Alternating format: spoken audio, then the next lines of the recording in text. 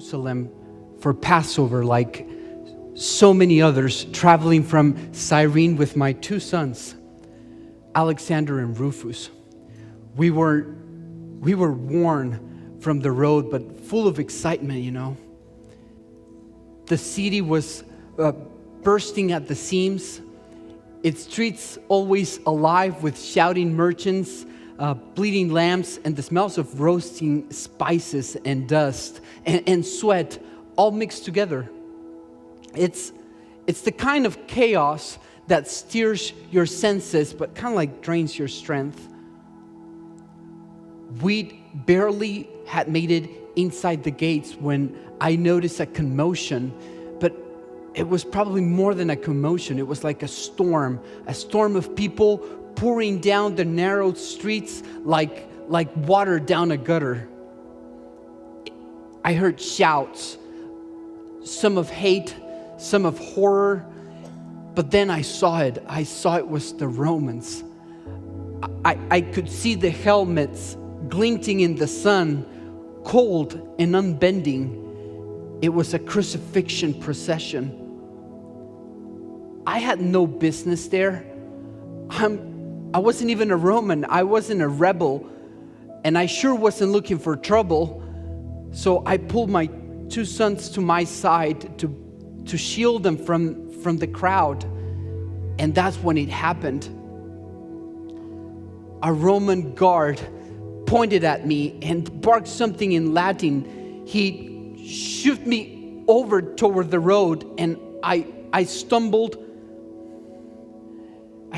forward, and I was confused. At that moment, I remember looking up,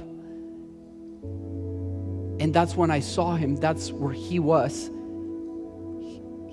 Everybody was shouting his name. His name was Jesus. I didn't know about him. I didn't even know about this name. But I remember I saw him, and I'll never, ever forget what I saw. He was pressed down. He looked defeated. He had blood pouring down from his head, from a crown that it looked like, it was a crown of thorns that it looked like he had been shoved forcefully, cruelly into his brow. His face was swollen. It was bruised, like the type of bruise that you get from a beating fist. And yet I promise you, even under all of that blood, he could still see. And that's when our eyes met. When that happened, it was like the creator of the universe was pleased to see me. He'd fallen under the cross, collapsed in the dirt, gasping like a man drowning in air. The beam, splintered and soaked in blood, laid across his back. And the soldiers were screaming and kicking at him, frustrated that he couldn't carry it any further. And that's when they pointed at me, to me, a foreigner, a stranger, and they said, "Carry it." Part of me wanted to help, but the other part of me was worried because of my two sons. But it didn't matter to them. It didn't matter what I wanted. My voice was even swallowed by the shouts. I looked at my sons, and they were wide-eyed, frozen. I nodded to them and said, "Stay back, you'll be saved." And then I stepped towards the men everyone wanted dead. I bent down and tried to lift that beam. The moment that I touched it, I felt the warm, sun-soaked wood and blood, still warm from his body, soak my hands. The smell of iron filled my nose. It was that mixed with sweat and the stench of fear. I picked it up, and it was heavy, heavier than any load I had ever lifted. Not just because the weight of the wood, but it was like lifting the weight of the world in my shoulders. And Jesus, he turns his head towards me, barely able to lifting it, but he still did. And he thanks me. Not with words, but with his eyes. He thanks me. That looked pierced deeper than any sword could ever pierce. And then the soldiers barked again, and we start moving forward, step by step, through the crowded streets. People were lined in the path. Some were shouting curses. Some were weeping into their shawls. Mothers clutched children. Pharisees scoffed. Women wailed. Some were spitting at him. Others were reaching out, hoping to kind of like wanting to touch him. It looked like one last time. I remember one woman even cried out, "Why him? Why him? He healed my son." I remember another one shouted saying, "This is the Messiah." But the mob just drowned all those shouts out. And all the while, I was carrying his cross. I remember the beam was cutting into my shoulder. I could feel blood dripping down my back.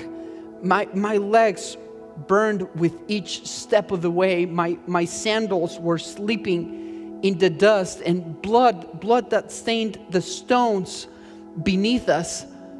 I wanted to drop it. I wanted to scream. I wanted to yell out, but then I thought, I haven't done this. I'm innocent. And then I thought, he's innocent too. He's done nothing wrong too. So I looked at him again. He wasn't cursing. He wasn't screaming in rage. It seemed like he was whispering something, as if he was muttering a prayer for those around him. I started to get choked up. He was the one being crushed, and yet he was the one looking full of compassion. Finally, we turned into a corner, and then we saw it. The hill came into view, and we knew what it was. It was Golgotha. It loomed like a shadow, a place of death soaked in screams and silence. The crowd grew louder at that moment. The air felt thicker. The smell of rotten blood, torn flesh. You could smell despair. It clung to my nostrils. It made my stomach churn. And the soldiers were just growing more impatient. I could hear the clank of nails going on and hammers being readied. And then I knew. That's when it hit me. This wasn't just any man. This wasn't just any punishment. Something eternal was unfolding before my eyes, and I, Simon of Cyrene, a man from nowhere, was being pulled into the center of all of this. We finally reached the base of the hill, and I was ordered to stop.